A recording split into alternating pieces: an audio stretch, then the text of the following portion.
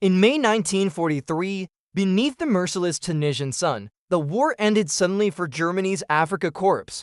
Columns of exhausted men, once the pride of Hitler's Desert Army, stacked their rifles, burned their papers, and waited for what Nazi propaganda had promised would come next: beatings, starvation, humiliation at the hands of a racially fractured, decadent enemy. For years they had been told that capture by Americans meant slow death in chaos and cruelty. Yet within hours of surrender, something happened that none of them had been prepared for, and it began to unravel everything they believed. The first contradiction arrived not as a lecture or an interrogation, but on a mess line. American processing camps in North Africa issued U.S. Army field rations almost immediately. These were meals American soldiers themselves often grumbled about: mass-produced, utilitarian, designed for speed rather than comfort. But to German soldiers who had survived on shrinking portions, ersatz bread, and unreliable supply lines, the contents bordered on the unbelievable: crackers wrapped in wax paper, processed cheese that did not crumble, fruit bars, sugar tablets, cigarettes, instant coffee, and there was more coming. Within days, military kitchens began serving hot meals, pancakes with syrup, fresh eggs, milk, items that had vanished from German rations months, sometimes years earlier. One captured officer later told the International Red Cross that he was being fed better in captivity than he had been while serving the Reich. The statement was not meant as praise. It was confusion spoken aloud, because if this were true, then something at the heart of Nazi teaching was wrong. Scarcity, after all, had been framed as virtue. Hunger was discipline. Deprivation was proof of racial and national strength. The German soldier was told he endured because he must, because the future demanded sacrifice. And yet here were Americans allegedly weak, disorganized, racially divided, feeding enemy soldiers with an ease that suggested no sacrifice at all. The question crept in quietly, dangerously: if they could do this for us, what were they doing for themselves? This was not charity born of pity, it was procedure. Quartermaster records show that American planning for prisoners of war was integrated into broader logistics from the beginning of the campaign. Food stocks were calculated not only to sustain U.S. forces, but to absorb mass surrenders without disruption. The United States did not improvise abundance. It manufactured it predictably, repeatedly, at scale. And the German prisoners, standing in orderly lines with full trays, were the first to feel the weight of that reality pressing against ideology. The shock did not fade, it deepened as processing camps filled. Prisoners were medically examined, deloused, and issued replacement clothing where necessary. Soap was plentiful, water ran hot. The camps functioned with a calm efficiency that felt alien to men accustomed to emergency orders and constant shortages. There was no frenzy, no visible strain. Supplies arrived on time. Meals repeated themselves with mechanical reliability. And then came word of what was next: transportation. Not to nearby labor detachments or holding pens, but across an ocean. For many prisoners, the Atlantic crossing was expected to be the equalizer, the moment where American limitations would finally show. Nazi propaganda had long insisted that the United States could not sustain long-distance war. Its industry, they claimed, was shallow, its logistics chaotic. Moving hundreds of thousands of enemy soldiers halfway around the world would expose the lie of abundance. At least that is what they told themselves as they boarded the ships. They were wrong again. The vessels waiting in North African ports were Liberty ships and glamorous, standardized cargo carriers built not by craftsmanship, but by repetition. Welded hulls, interchangeable parts, assembly line logic applied to the sea. At peak production, American shipyards completed one Liberty ship every 42 hours. Each could carry thousands of tons of cargo or thousands of men. For the prisoners, the ships were their first lesson in American scale. Once aboard, the lesson became personal. Naval ration logs show that prisoners received meals comparable to those of the crew, roughly 3,500 calories per day. Bread that was fresh, meat served regularly, vegetables that were not canned into mush, coffee with sugar and milk, morning and night. Refrigeration system standard equipment on American vessels kept food edible for weeks. There was no sense of tightening belts mid-voyage. No whispered warnings about conserving supplies. The system behaved as if the ocean were an inconvenience, not a barrier. Then, somewhere in the middle of the Atlantic, the impossible happened. Ship logs from July 1943 confirmed that ice cream was served to prisoners on multiple crossings. On the USS General M.B. Stewart, 10-gallon batches were produced on board using a dedicated machine. The frozen dessert was not a holiday luxury, it was part of routine provisioning. For German soldiers who had not seen ice cream since before the war, men who associated sugar and dairy with childhood memories now buried beneath years of rationing, the experience was disorienting. Ice cream in the middle of the ocean, served to enemy captives by a nation supposedly on the brink of collapse. By the time the ships reached American ports, many prisoners were no longer angry. They were unsettled. Norfolk, Newport News, vast dockyards stretching beyond the horizon. Cranes moving with tireless rhythm, warehouses stacked high with goods in quantities that defied mental accounting. Naval bases that moved more cargo in a single day than major German ports managed in a week. And lining the docks, exchanges stocked with candy bars, Hershey, Mars, Nestle. 5 cents each, the same price American children paid. This was not the image of a society scraping by. It was not even the image of a society mobilized to the edge of exhaustion. It was something far more dangerous to an ideology built on struggle, a society where abundance appeared normal, boring, and endlessly repeatable. As the prisoners were loaded onto trains bound for the interior, the realization followed them like a shadow. If this much food, fuel, and comfort could be extended to defeated enemies casually, systematically, then the war they thought they understood was not being fought on equal terms. And whatever waited for them inland would only sharpen that realization. If you're finding this story compelling so far, subscribing and liking the video helps ensure more people discover these hidden dimensions of history, stories where ideology collapses not under bombs, but under reality. The prisoners did not yet know it, but the next leg of their journey would turn transportation itself into a classroom, and the lesson would be impossible to unlearn. The train journey inland began quietly, almost politely, and that alone unsettled the German prisoners. There were no cattle cars, no sealed doors, no shouted commands echoing through steel compartments. Instead, they boarded standard American passenger trains, the same ones civilians used, their windows unobstructed, their seats upholstered, their aisles clean. Guards sat calmly at either end of the cars, rifles slung but rarely touched.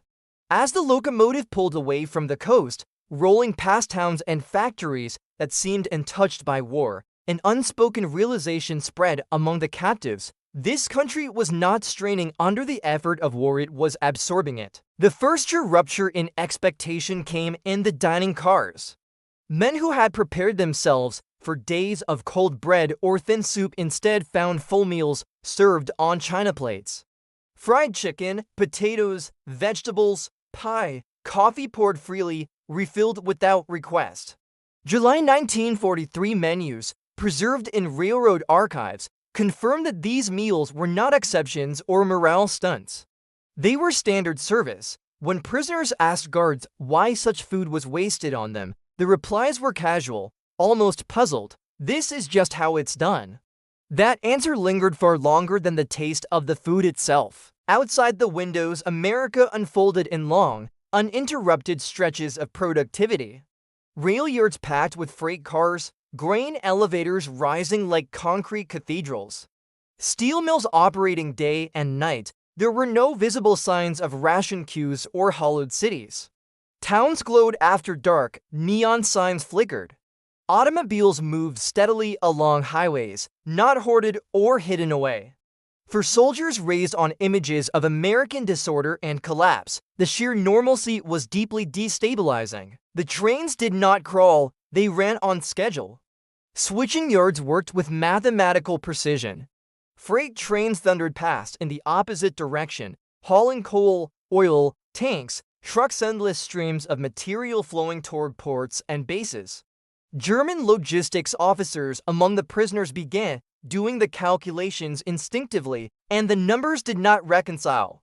A nation capable of this level of coordination across such distances was not improvising. It was executing a system refined long before the war began. Arrival at the prison camps confirmed that impression. Facilities like Camp Crossville in Tennessee, Camp Aliceville in Alabama, and dozens of others across the Midwest and South were not makeshift enclosures. They were purpose-built installations designed to house thousands of men comfortably and indefinitely. Barracks were heated in winter, ventilated in summer, electric lighting was standard. Hot water flowed reliably, latrines flushed. Showers functioned without rationing. Geneva Convention requirements were not merely met, they were exceeded.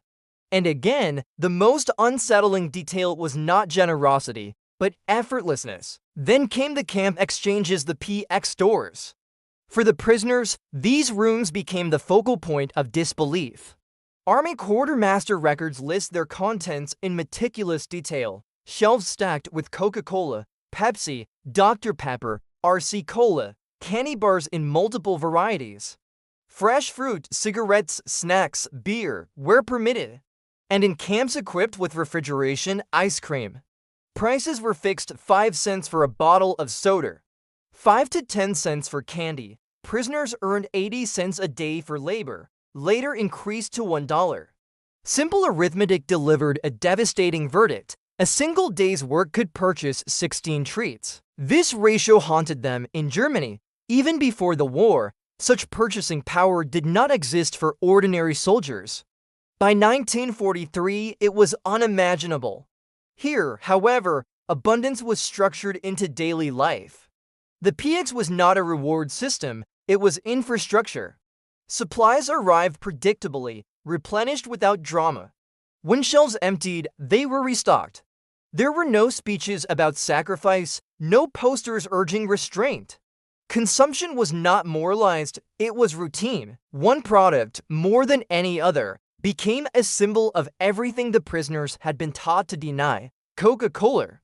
Company records show that in 1943 alone, 5 billion bottles were produced. A military contract guaranteed that American servicemen could buy a Coke for 5 cents anywhere in the world. To fulfill that promise required staggering coordination. Syrup concentrate shipped from Atlanta, bottling plants standardized nationwide, glass production scaled to unprecedented levels. German prisoners encountered Coca-Cola everywhere, in camp exchanges, at train stations, in nearby towns. Bottles half finished and discarded without thought. What unsettled them most was uniformity. The Coke tasted the same in Alabama as it did in Tennessee, the same as it had tasted aboard ship. This consistency contradicted one of the core assumptions of Nazi ideology, that democracy bred chaos, inefficiency, and decline. Yet here was a democratic society producing identical results at continental scale. Standardization, it turned out, was not the enemy of freedom, it was one of its tools. The prisoners talked among themselves in low voices, piecing together a new understanding of the enemy. This abundance was not accidental, it was engineered through systems that rewarded innovation, specialization, and redundancy. Where German industry was centralized, strained, and vulnerable, American production was dispersed, flexible, and resilient. Factories could be retooled quickly. Supply chains rerouted without collapse, losses absorbed without catastrophe. The war, they began to realize, was not being fought evenly, not because Americans were braver or smarter, but because their society was built to produce without breaking. As weeks turned into months, the camps settled into rhythms that further eroded ideological certainty. Prisoners worked on farms and canneries, repairing roads. They were paid as required by international law, and their labor integrated smoothly into local economies. They saw American civilians eating well, complaining about minor inconveniences, discarding food that would have been treasured back home. Children drank soda daily, sugar bowls sat uncovered on kitchen tables. Nothing about this world suggested heroic sacrifice. It suggested confidence quiet, structural, and deeply threatening to beliefs forged in scarcity. By late 1943, many prisoners understood that what they were experiencing was not kindness designed to win hearts. It was exposure, unfiltered, relentless exposure to a system that worked. And with every meal, every purchase, every train that arrived on time, the question grew harder to ignore. If this is what American society looks like under the strain of global war, what did we really believe we were fighting? The answer, though still unspoken, was drawing closer. And it would crystallize around something so ordinary, so overlooked, that it would finally shatter the mythology of noble deprivation altogether. By the winter of 1943, the German prisoners had stopped waiting for the moment when American abundance would finally run out. The shortages never came. Instead, daily life inside the camps settled into a predictability that proved more corrosive to Nazi ideology than any interrogation ever could. Meals arrived on schedule. Supplies were replenished, systems functioned. And for men raised to believe that war stripped societies down to their rawest, most desperate forms, the stability itself felt like a provocation. The most disarming aspect of camp life was how unremarkable comfort was treated. Electric lights flicked on at dusk without ceremony. Hot water flowed regardless of season. Heated barracks held steady through cold nights. These were not privileges granted to prisoners as a psychological tactic, nor were they signs of indulgence. They were baseline expectations. American guards did not boast about them, they barely noticed them. That indifference carried a message far more powerful than propaganda. This was normal. Work details offered an even clearer window into American life beyond the wire. Prisoners assigned to farms and factories saw production chains in motion from the inside. Agricultural operations used machinery at scales rarely seen in Europe, tractors replacing teams of men. Harvests processed rapidly, surplus stored or shipped rather than hoarded. In canneries, assembly lines moved with calm efficiency, producing goods not just for local use, but for distribution across states and oceans. Waste existed, and it shocked the prisoners, produced discarded for cosmetic flaws. Food rejected not because it was inedible, but because it failed to meet standards. In Germany, such losses would have been criminal. Here, they were accepted costs of abundance. The camp exchanges remained the emotional epicenter of this revelation. Ice cream, once a rumor whispered aboard ships, became routine wherever refrigeration allowed. Army records confirm the installation of electric ice cream makers in many camps by 1944. Flavors rotated: chocolate, vanilla, strawberry, butter pecan, choices that exceeded what many German ice cream parlors had offered even before the war. Prisoners could purchase ice cream sandwiches or bars for 10 cents. Some did so daily, not out of hunger, but disbelief. Each bite reinforced the same quiet truth: scarcity here was optional. Chocolate deepened the lesson. American manufacturers Hershey, Mars, and others were producing millions of bars each month. The U.S. military alone purchased an estimated 380 million pounds of chocolate during the war, not counting civilian consumption. Camp exchanges stocked multiple varieties, priced low enough that prisoners could sample them all. In Germany, chocolate had become rare, tightly rationed, a luxury remembered more than tasted. In America, it was ordinary fuel for both soldiers and civilians. Yet nothing struck the prisoners with greater force than sugar. In Germany, sugar was rationed to roughly 280 grams per civilian per month when available at all. It was measured, guarded, and symbolized sacrifice. In American camps, sugar sat in open bowls on mess hall tables. Quartermaster delivery logs from 1943 to 1945 show 100-pound bags arriving weekly. Camp bakeries produced cakes, cookies, and pies as a matter of routine. Coffee and tea were sweetened freely. There were no signs urging moderation. No speeches about conserving for the future. At Camp Aliceville, Alabama, in August 1943, humid weather caused hundreds of pounds of stored sugar to harden into unusable blocks. Kitchen staff, following procedure, discarded it, and ordered replacements. German prisoners assigned to the kitchen reportedly reacted with visible distress. In Germany, such waste would have been unthinkable punishable. Here, it was an accounting issue, resolved with a requisition form. The incident circulated through the camp in hushed retellings, each version stripping away another layer of ideological certainty. What the prisoners were witnessing was not excess for its own sake. It was the output of a system designed around skill, redundancy, and trust in future production. Americans did not cling to every gram of sugar because they expected more to arrive. Their confidence was institutional. It rested on factories, transport networks, energy supplies, and labor systems that functioned without constant coercion. This confidence made sacrifice unnecessary and, in doing so, rendered Nazi glorification of suffering hollow. Conversations among the prisoners shifted. Early debates about whether American treatment was a trick gave way to more troubling questions about Germany itself. If abundance was possible without tyranny, what had scarcity truly accomplished? If democratic systems could organize production this effectively, what did authoritarian control actually add? These questions were not encouraged by guards. They emerged organically, whispered at night, argued over coffee sweetened without limit. The psychological transformation was uneven, but unmistakable. Some prisoners clung to ideology, insisting that American comfort bred softness, that decadence would eventually rot the system from within.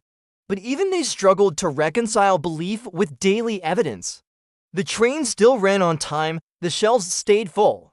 The war effort continued without visible strain.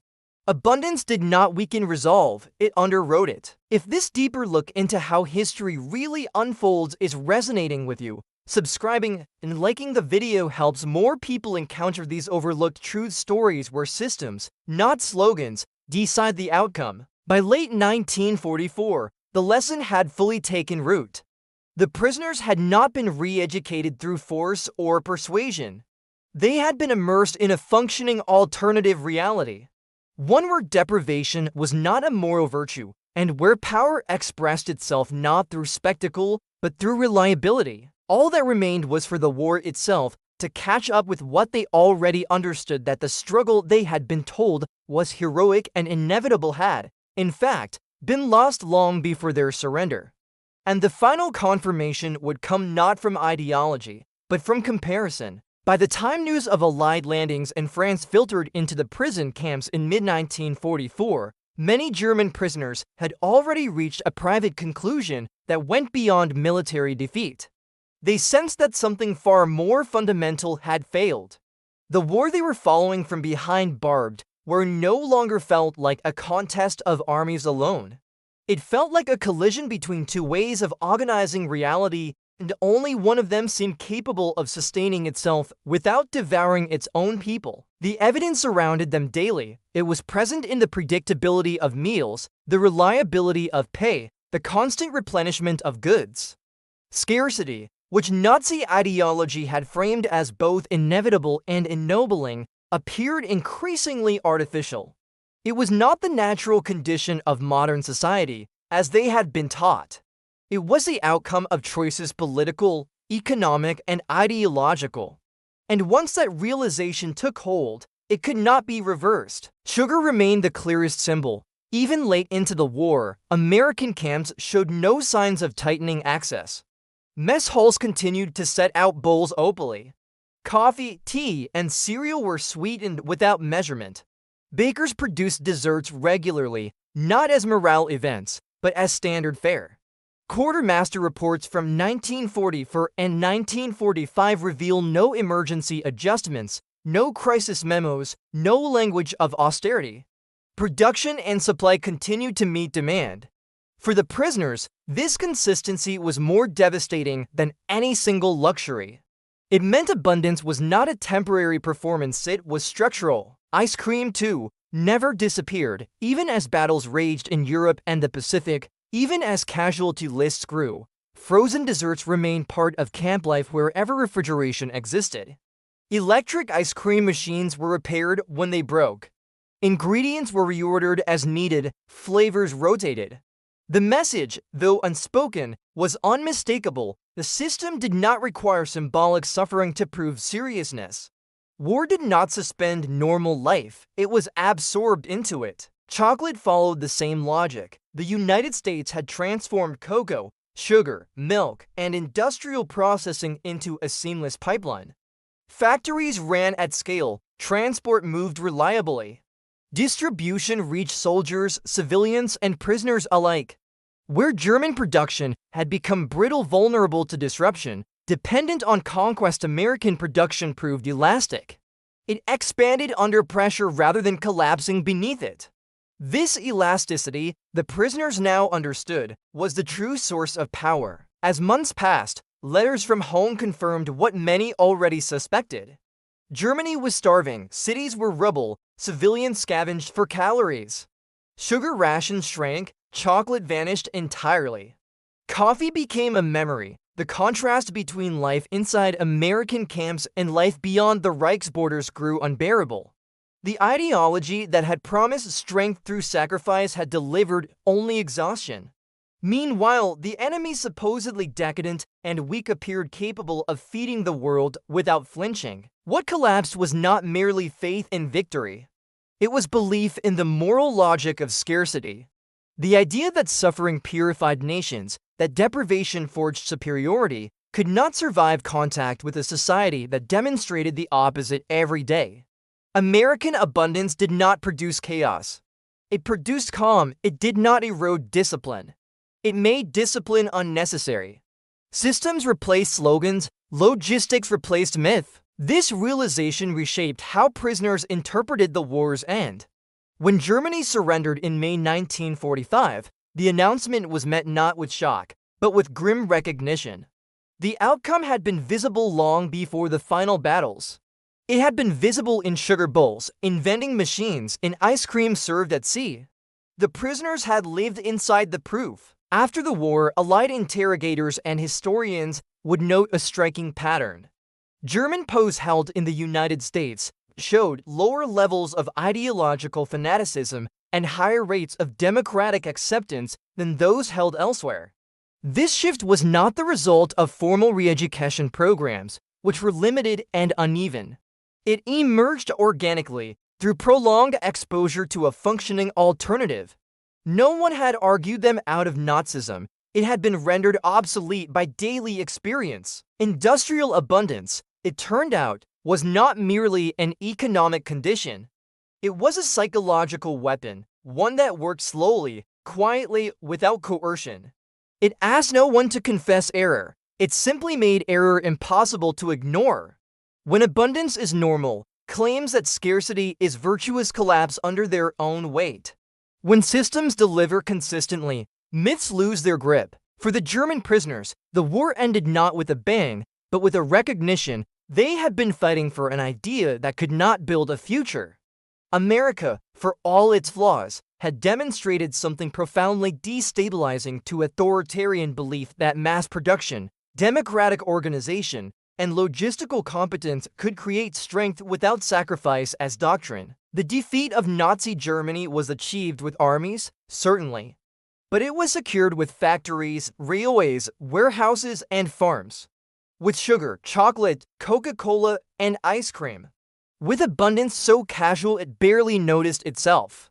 And for those who experienced it firsthand, that lesson endured long after the barbed wire came down.